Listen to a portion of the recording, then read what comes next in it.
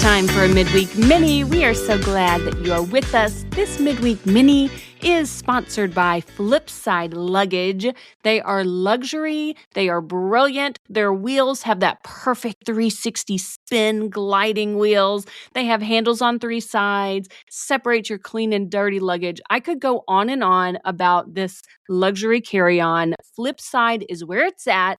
Check them out. And thank you, Flipside, for sponsoring this episode. Thank you, Flipside. I just want to throw in incredibly durable zippers and exterior. So this thing can get thrown around and stuffed to the brim, and you do not have to worry about your zippers popping open or your sides of your luggage being completely decimated. Both things have happened to me. Do you know how embarrassing it is to have a suitcase split open when you're at the airport? Oh, gosh. That will not happen with Flipside. So thank you, Flipside, for sponsoring this episode. You guys, this episode is part 3 of a series we started a long, long time ago in a galaxy far away, where Mary Ellen went to Europe, and we did part 1 and part 2, but we never actually finished part 3. So it might even be part 4. I can't remember at this point, but you left off in Utrecht. You had told us about this incredible place that you have visited, this amazing castle. I will link the past couple of episodes in the show notes. So if you guys haven't heard the first couple of parts, you can catch those. So pick us up. You are leaving on the train. Yes, we left the Netherlands finally. And for those who are just joining us or are new to this podcast, I travel with a family of 5. We flew into London, then we went to Paris and went around France. Then we went over to the Netherlands, went to Amsterdam, Utrecht. And then the tickets that I found for us to fly home just happened to be out of Brussels, Belgium. So that's how Belgium got added into the itinerary. And we spent several days there. So we rode the train from the Netherlands to Antwerp Central Station, and we stayed in Antwerp. That was our base because of the hotel that I could book there. Yeah, people might remember in our Prague episode, you mentioned this brand of hotels as well. And it's amazing because they're nice, but they're ridiculously cheap. So tell us about where you stayed. Well, I'll tell you where I tried to stay, and that was the Lindner Hotel Antwerp. It was a Category 1 when I booked it. It's now a Category 2, but it is still very affordable. I was just looking up nights for next summer, like 8,000 points a night. So what I needed to book was I had to have 2 rooms, and it was 3 nights. So that's essentially like 6 nights, right? 3 nights, 2 different rooms. I booked a regular room and I booked a suite. So the total for, I'm going to call it 6 nights, was 42,000 points, which is pretty darn good. Yeah, for multiple rooms, one of them being a suite, I would say so. I completely forgot you ended up switching hotels. That's how long it's been since any of this happened. Tell us why. Yeah, I'm going to tell the story not because it can be reproduced, unfortunately, but it does speak to the Lindner Hotels and Hyatt as a brand. I was so blown away by the customer service in this situation. It took some patience, but I got an email last spring because I booked it, well in advance. So I got an email, I don't know, maybe 4 months out from our trip that said, we are now doing renovations. We are not going to be able to accommodate your family for the days that you've booked. And it gave me 2 options in the email. Option number 1, we will refund you your points and you can go book another hotel somewhere. That was kind of a bummer because this was such a steal of a deal. I was so excited that, this was going to help make our trip more affordable. Option 2, this was so crazy. I had to reread it like 3 times to really believe it. Option 2 was, we will refund you your points and we will book you another hotel at our expense. Essentially, I got all of my points back and I got free hotel for 3 nights, 2 rooms, one of which was a suite at another hotel, all for free. It's absolutely wild. Where did they end up putting you guys? They put us at the Vandervalk Hotel, which is in Antwerp. There's kind of like a central park, and I apologize that I don't have the name of it handy here, but it's essentially at the other end of I'm going to call it the central park in Antwerp. So it's a little bit further away from Antwerp Central Station. The Lindner Hotel was going to be very close to that. So we had to walk a little bit further, but it was a very charming hotel. It was kind of Art Deco styled inside. It had a lot of character. The suite was great. So I enjoyed that hotel. So if you're looking for just booking options in general, that's a great hotel. It's not bookable on points. So obviously, if you're listening to this podcast, you're more interested in the points option. And the Lindner Hotel is back up and running. They finished their renovations. So if I was going to book there, I would book there again. But I was blown away by that customer service and that option that they booked us completely for free and gave me my points back. It was crazy. Yeah, it's incredible. That is so stressful to get that kind of an email when you're coming up on your trip. You're like, excuse me, what? I did all the planning. Yes, it was. And I did have to be patient because I replied to their email and then I wouldn't hear anything for several weeks. And I just let it ride. I didn't stress out. I didn't call a bunch of people. I just let it work. There was a couple back and forth. They actually tried to put us at a different hotel, then realized that wasn't going to work. So then that's how we ended up at this one. But it was just back and forth through emails. It worked out great. I was very impressed with Hyatt's customer service in that situation. That's amazing. Okay, so in Antwerp itself, you went to a museum of chocolate, which sounds incredible. Tell us about that. Well, of course, in Belgium, we had to enjoy Belgian chocolate. That was obviously very high on our to-do list. So right by the train station, by the way, I should mention, the central station in Antwerp is gorgeous. It is a beautiful, beautiful European train station. Absolutely loved it. Right outside of it is Chocolate Nation, which is a museum of Belgian chocolate.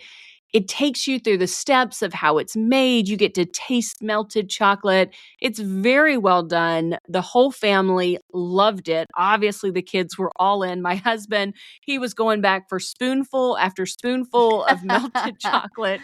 I had to pull him away from the tasting station. It was fabulous. If you're in Belgium, absolutely add it to your itinerary. Yum. Okay, you said you also found a playground in a park there. You're the queen of finding the good playgrounds. This was actually, we found it as we were walking to our hotel. So we were walking through that main large, I keep calling it Central Park. So sorry, guys, in Antwerp. It was a fabulous playground. We visited playgrounds in every place that we went on this little European tour that we went on. And this was my kids' favorite one out of all of them. It was a banger of a playground, guys. Number one out of all the European playgrounds. It was awesome. Amazing. All right. This is a mini, so I'm going to try to keep it moving for us. You did some day trips from Antwerp. I'm the most excited to hear about Bruges, although it sounds like maybe there were parts of it that were a little bit of a letdown, which makes me really, really sad. Bruges is probably one of the most famous places in Belgium. It is charming, it's beautiful, it's picturesque, and it is all of those things. But it is truly, packed with people. Over-tourism is definitely an issue there. And sadly, I would say it does take away a little bit of the charm. I'm still glad we went. I loved seeing it. I still got some pretty pictures. The architecture is gorgeous. I mean, there is a reason why people flock there. It really is beautiful. But it was packed. I mean, I can't lie and say that it wasn't. You see those Instagram reels, like what Instagram says it looks like, and then somebody will put the reality of just the droves of people. That was our experience. But we did have a meal there at the Frit Bar, which was delicious. They have fresh Belgian fries that you can pile on loads of toppings. Yum. That was fantastic. That was a meal that we ate in Bruges. So I enjoyed going there. I'm glad it was on our itinerary, but just expect that, especially the popular times of the year. I mean, we were there in the first couple of days of August, so that's pretty heavy tourist season, and it was crowded. Yeah, that might be a good one to look into shoulder season. Maybe you could get it a little bit less traffic. You also went to Brussels and, of course, had to have some Belgian waffles, which I'm currently very hungry. It sounds delicious. Oh my gosh, so good. There's a lot of choices for where to get these. I don't know that any one place is better than the other, but man, you got to have them. You cannot go to Belgium without getting the waffles, and they're going to pile them with, like, you could choose, I think some of us us got chocolate chips, others got strawberries, ice cream. I think my daughter even got on top. There were a million different toppings to choose. They were so fantastic. I mean, I'm going to drool if I think too hard about it. So obviously you're going to need to get that. We did it at the same time that we were visiting the Grand Palace, which is like the main town square that you see. You'll see pictures of Brussels, and it will be this one little line strip of buildings that's gorgeous. The architecture is fantastic. Similar to Bruges, their kind of main square as well. It looks very similar. We walked through the Royal Gallery of St. Hubert, which is it's almost like a strip of mall, not like any mall in the United States. That sounds ugly. This was a beautiful strip of mall of shops where you could just like eat and window shop your way through. I really enjoyed doing that. And then we walked up to truly the palace of Brussels that was so pretty. And there is a park out in front of the palace where there's in the summertime, it's called the Woodpecker Park Royal. It's like a little coffee shop, like an outdoor cafe that has lights strung up in the trees. That'd be such a fun place. We didn't stop and get a drink. We did use the bathrooms there. There was a free public bathroom there, which Joanna, I know you love for us to point out where Yes, people can ma'am. find a bathroom. Yes, ma'am, I do. But it was a great day. We mainly just kind of strolled around the main hits of Brussels. Brussels was also where we had our little catastrophe of we were getting on the trains to go to the Atomium in Mini Europe, which we'll talk about in a minute. But my children, my oldest two kids who did not have a phone, who did not have any kind of tracker device, no way to contact them in a country we've never visited before, they hopped on a train that's doors closed so fast and No. so forcefully they could not be reopened. And my husband and I and the preschooler, thankfully the preschooler was with us, were separated from them. The train pulled away, and there go my two children with no way for me to contact them in Belgium. Nightmare. It was so bad. This is when we realized you have to have an emergency plan for this kind of thing. We should have thought through this before. Thankfully, as it was pulling out of the station, my son and I lock eyes and are motioning to each other, one stop, one stop. You know, we couldn't hear each other, but we were clearly like signaling one stop, get off at the next stop. And then it was like 9 minutes until the next train came. Oh my gosh. I'm hyperventilating thinking about it. 9 minutes, no contact with them. They just rolled away on the train I don't think into I've ever nowhere. asked this, but did any adults that were with them and witnessed this try to help? Have we talked about this at all? Because that would be crazy to me if anyone with children saw this happen and did not take care of the situation. There was a lady on the train who saw what was happening, and I saw her jump up. She also tried to open the doors of the train and couldn't get them to open, and then it just rolled away. So it did probably make me feel a little bit better. I wish that by the time the train came for us and we went to the next stop, now she wasn't like waiting with them at the other side. That would have been super kind of her. But, you know, they were at the next stop waiting on us. So it worked out in the end, but we came to this agreement of, okay, kids, forevermore, one adult has to be at the front, the first person to get on a train, and an adult has to be the last person to get on the train. So there is always an adult on both sides, you know, on the platform and on the train, so that we can't get separated. It turned out okay, but man, that could have gone so wrong. Oh my gosh, it's so crazy. That story never gets any less anxiety inducing. The multiple times I've heard it, I still am fully affected as I was the first time I heard it. Okay, talk about the Atomium and Mini Europe a little bit. So these are attractions in Brussels that we thought this might be a little hokey. You know, Mini Europe is literally what it sounds. It is this area where they have almost like a model train. Have you ever gone to a little model train museum and a little train goes around and there's a little town that it goes by, except for that it's Europe. And so it's all the famous buildings and sites of Europe. And there are like Eurostar trains that are going all around. It's an outdoor exhibit. It's pretty large and the structures are big. Like some of the the Arc de Triomphe from Paris is taller than me. So it's not Oh, wow. tiny like it would be on a table, but it's a smaller scale of all of Europe. And my kids actually we all did. I hate to even say my kids. We all loved it because this was the end cap of our trip, right? We had seen these places. So it had Big Ben from London, and it had the Eiffel Tower in Paris. It had all of these places that we had seen on our trip, but now all on a smaller scale where That's we could cute. see them all together. So it's a cool way to learn. There were places that we haven't been to that we could be like, okay, next time we're going to go to Spain and we're going to see that. So I recommend that. It was a combo ticket that we purchased with the Atomium. The Atomium was a little more hokey. I didn't love that as much. Thankfully, we had online tickets that we bought ahead of time, so we did not have to wait in line.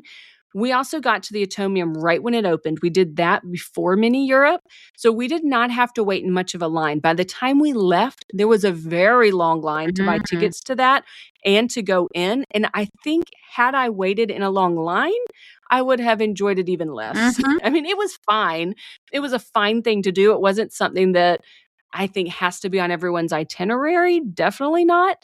But it was interesting. It was unique. And it's something to look up when you're planning your trip. If you're going to be in Brussels, something to consider. Mini Europe, I liked the better of the two for sure. Okay, these are all very good tips. And you mentioned that the 3-year-old was free, so that's nice. Yeah, I love any attraction where the little one can be free. So Amen. definitely a fun thing to have her be free anywhere. She's aging out of all the freeness. I know, So it's sad. It's so sad when that starts to happen. Okay, well, that was kind of it. Then you flew home from Brussels. It was a Lufthansa flight. Tell us a little bit about that redemption. it wasn't the greatest international flight redemption. I'm sure had I been patient or looked into more redemption, more things, the closer we got to our trip, I may could have found something else. I didn't want to change things. Mhm. We already had our itinerary built out. So for this trip, there's 5 of us. I paid 153,000 points. The taxes and fees, coming back from Europe are typically more expensive than when you're going from the US to Europe. Mhm. So for all 5 of us, the taxes and fees were $733.05. I used Capital One miles to erase those taxes so that we bought the flights only on points, 0 out of pocket. The cents per point ratio was 3.2 cents per point, which is not great. It's not great, especially for international flights, because that's when you can truly get a really fantastic cent per point ratio. But I'll take it. We had a steal of a deal on our way to Europe. This one wasn't as good, but it was our first time on this airline. I will say they were very family friendly. They gave the kids toys. They brought a little plush airplane for my daughter. They Aw. had little coloring pages. So, very family friendly airline. I really appreciated that about Lufthansa. Yeah, although family friendly, yes. Allergy friendly, not as much as you would have hoped without pre ordering the allergy friendly meals, right? Yes, I should have ordered the allergy friendly meals. Please, if you are someone who is flying and you have somebody in your family that is traveling with an allergy, absolutely go online, log in wherever you've booked your flights ahead of time, order meals. You should pre order meals no matter what, whether you have an allergy or not, because honestly, especially if you're at the back of the plane, they always run out of all the meals and Mhm. you get whatever is left over, which is what happened here. They only had things left over that had tree nuts in them, and my kids have anaphylactic allergies to tree nuts. Couldn't eat those. The picking, I mean, there was no options. There was basically no options. And I was like, this is a very long flight. We don't really have any food with us. We have to feed them. What are we going to do here? Yeah, I mean, it is wild that none of the like super standard options that they have plenty of are nut free. Like, you would think that a panini is nut free. I would never expect a panini to be made with almond flour. I mean, that's great and carb friendly and all, but that is literally shocking. Yeah, the panini snuck up on me. So they eventually found a shrimp meal that was a business class meal that they had. Like, they brought me this allergy card. It was basically the only thing they had on board that my kids could eat. Thankfully, they are not allergic to shrimp and they like shrimp. So they ate their little fancy business class meal, which worked out for the two of them. But then later in the flight, they pass out snacks, and they passed out this panini that was like a ham and cheese panini. So we've talked about this. I've admitted my failures as a mom and Okay. my mistakes okay. for not reading the ingredients This is closely a on this safe panini. space. Oh, goodness. I'm glad you're a safe space. I hope everyone else will be a safe space that's hearing this. I learned from my mistakes, guys. My daughter ate it. It did have almond flour. I realized after the fact. Thankfully, almonds is not. We thought that they are okay with almonds. The allergist said we could come back and trial almonds in the office. Like we kind of thought almonds were okay, but we still avoided them because we had not tested them in the allergist office. Whatever. My kids are alive. We learn from our mistakes, and we will now always and forever be ordering the allergy-friendly meals. And I hope this helps somebody. It probably will. It absolutely probably will. All right. Well, that's finally the brilliant conclusion of your incredible Europe trip. If I remember correctly, you kind of made it your mission to erase as much as possible, right? Like the taxes and fees on both ends. Did I remember that correctly? Yeah, we didn't pay anything out of pocket for any of the flights. We used points, we erased the taxes and fees, so they were completely covered. The total out of pocket we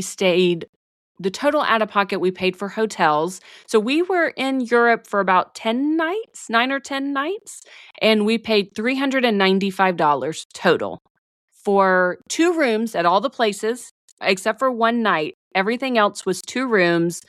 So that's like, 18 to 20 nights. I can't remember if we were there 9 nights or 10 nights, but I do know we only paid $395 total for our accommodations. Wow, a whopping less than $40 per night. That's literally crazy. I love points miles so much. I do too. Now, I will say, I don't want to give anybody crazy illusions.